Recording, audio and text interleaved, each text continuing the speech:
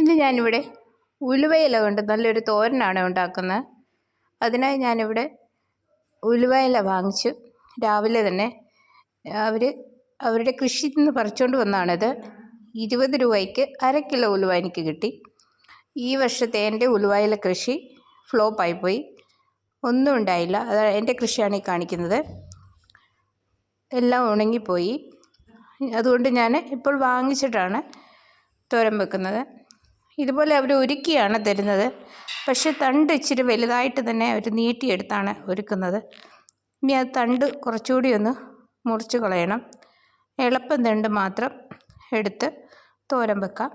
അതിനായി ഞാനിതുപോലെ അതിൻ്റെ തണ്ടെല്ലാം ഒന്ന് മാറ്റിയിട്ട് ഇതുപോലെ ഇല മാത്രം എടുത്ത് ഒന്ന് കഴുകി വൃത്തിയാക്കി എടുക്കണം. ഈ തണുപ്പ് സമയത്ത് വളരെ സുലഭമായിട്ട് ഉലുവയില, കടലയില, ചീരയില, അങ്ങനെയുള്ള സാധനങ്ങൾ, പാലക്കിൻ്റെ ഇല, ഇതൊക്കെ വളരെ കിട്ടും ഞങ്ങൾക്കിവിടെ. ഞാനിതൊന്ന് വൃത്തിയാക്കി എടുക്കുന്നുണ്ട്. നിങ്ങളിതുപോലെ ഒന്ന് ചെയ്ത് നോക്കണം. ഉലുവയില നല്ലതാണ്. നടുവേദനയുള്ളവർക്കൊക്കെ വളരെ നല്ലതാണ്. ഷുഗർ പേഷ്യൻറ്റിനൊക്കെ നല്ലതാണ്. പിന്നെ ഞാനിവിടെ ഇതെങ്ങനെയാണ് ഉണ്ടാക്കുന്നതെന്ന് നോക്കാം. ഞാൻ ഹിന്ദിക്കാരുണ്ടാക്കുന്ന സ്റ്റൈലിലാണ് ഉണ്ടാക്കുന്നത്.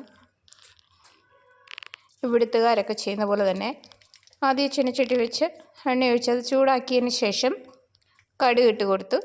കടുക് പൊട്ടിയതിന് ശേഷം ഞാനിവിടെ വെളുത്തുള്ളി അരിഞ്ഞത് ചേർത്ത് കൊടുക്കുന്നുണ്ട്. ജീരകം ഞാനിവിടെ ചേർത്തിട്ടില്ല. അത് നിങ്ങൾക്ക് ഇഷ്ടമാണെങ്കിൽ ജീരകം കൂടി ചേർത്ത് കൊടുക്കാം. ഇനി അരിഞ്ഞു വെച്ച സവാള ഉള്ളി കൂടി ചേർത്ത് കൊടുത്തിട്ടുണ്ട്. അതുകൂടി ചേർത്തൊന്ന് വഴറ്റിയതിന് ശേഷം പച്ചമുളക് ചേർത്ത് കൊടുക്കാം. പച്ചമുളക് ചേർത്ത് നല്ലോണം ഒന്ന് ഇളക്കിയതിന് ശേഷം ഇനി ഇവിടുത്തുകാർ ചെയ്യുന്നത്, അവർ എല്ലാ സബ്ജിയിലും അല്ലെ എല്ലാ കറികളിലും തക്കാളിക്ക ചേർക്കും. ഞാനിവിടെ ഇതിനോടൊപ്പം ഉരുളക്കിഴങ്ങ് ഇതുപോലെ ചെറുതായിട്ട് അരിഞ്ഞ് ചേർത്ത് കൊടുത്തിട്ടുണ്ട്. തക്കാളിക്കൊന്നും ഞാൻ ചേർക്കുന്നില്ല. ഇതൊന്ന് നല്ലവണ്ണം വഴന്ന് വരുമ്പം നമുക്ക് ആവശ്യത്തിന് ഉപ്പ് ചേർത്ത് കൊടുക്കാം. അതിനുശേഷം മഞ്ഞൾപ്പൊടി ചേർത്ത് കൊടുക്കാം.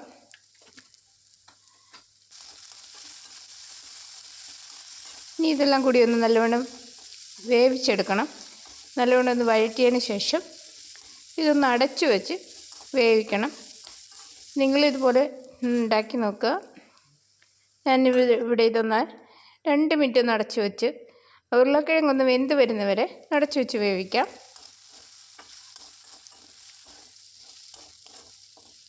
ഇനി ഇതിലേക്ക് നമുക്ക് കഴുകി വെച്ചിരിക്കുന്ന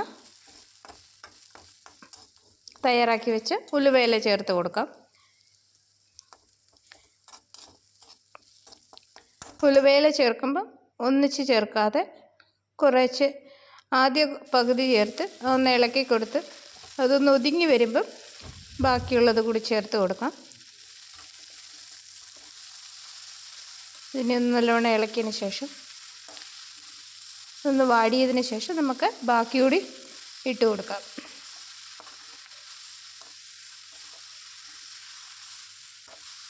ഹിന്ദിക്കാർ ഇതിനകത്ത് തേങ്ങ ചേർക്കത്തില്ല. അവർ ഇങ്ങനെ മാത്രമേ ചെയ്തെടുക്കത്തുള്ളൂ. പിന്നെ അവരുടെ എന്തൊക്കെയോ മസാലകൾ കൂടി ചേർത്ത് കൊടുക്കും. ഏത് കറികളിലും അവർ തക്കാളി മെയിനായിട്ട് ചേർക്കും. നമ്മൾ തേങ്ങ ചേർക്കുന്ന പോലെ തന്നെ ഒരു തക്കാളി ചേർത്ത് കൊടുക്കും.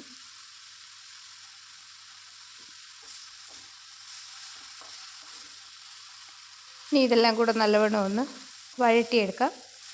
തണ്ടൊന്ന് വെന്ത് കിട്ടാൻ കുറച്ച് ടൈം എടുക്കും. ഞാൻ അടച്ചു വെച്ച് വേവിക്കുന്നില്ല. അടച്ചു വെച്ച് വേവിച്ചാൽ കുറച്ചുകൂടി വെള്ളം ഇറങ്ങും ഇതിനകത്ത്. അതുകൊണ്ട് ഇങ്ങനെ തന്നെ വെച്ച് നല്ലവണ്ണം തണ്ടൊക്കെ ഒന്ന് വെന്ത് വരുന്നവരെ നമുക്ക് ഇളക്കി കൊടുത്തുകൊണ്ടിരിക്കാം, അടി പറ്റാതെ. ചപ്പാത്തിയുടെ കൂടെ കഴിക്കാൻ വളരെ നല്ലതാണ്. ചൂടോടുകൂടി ചപ്പാത്തിയുടെ കൂടെ കഴിക്കാൻ വളരെ ടേസ്റ്റാണ്. പിന്നെ ഞാനിവിടെ കുറച്ച് തേങ്ങ ചേർത്ത് കൊടുക്കുന്നു. മലയാളികൾക്ക് തേങ്ങ ചേർക്കാതെ തോരനില്ലല്ലോ. അതുകൊണ്ട് ഞാൻ കുറച്ച് തേങ്ങ ചേർത്ത് ഇതുപോലെ ഒന്ന് ഇളക്കി കൊടുക്കുന്നുണ്ട്. സ്പൂണൊന്ന് മാറ്റി എല്ലാം കൂടി ഒന്ന് മിക്സ് ആവാൻ വേണ്ടിയാണ് ഈ സ്പൂൺ ഉപയോഗിച്ചത്. ഇനി നമുക്കിത് ചൂടോടുകൂടി തന്നെ ചൂട് ചോറിൻ്റെ കൂടെയോ ചപ്പാത്തിയുടെ കൂടെയൊക്കെ കഴിക്കാൻ നല്ല ഒന്നാണ്. നിങ്ങൾക്ക് വേണമെങ്കിൽ ഉരുളക്കിഴങ്ങ് ഒഴിവാക്കാം. ഇല മാത്രം നമ്മൾ തോരൻ വെക്കുന്ന പോലെ തന്നെ തോരൻ വെച്ച് കഴിക്കാം.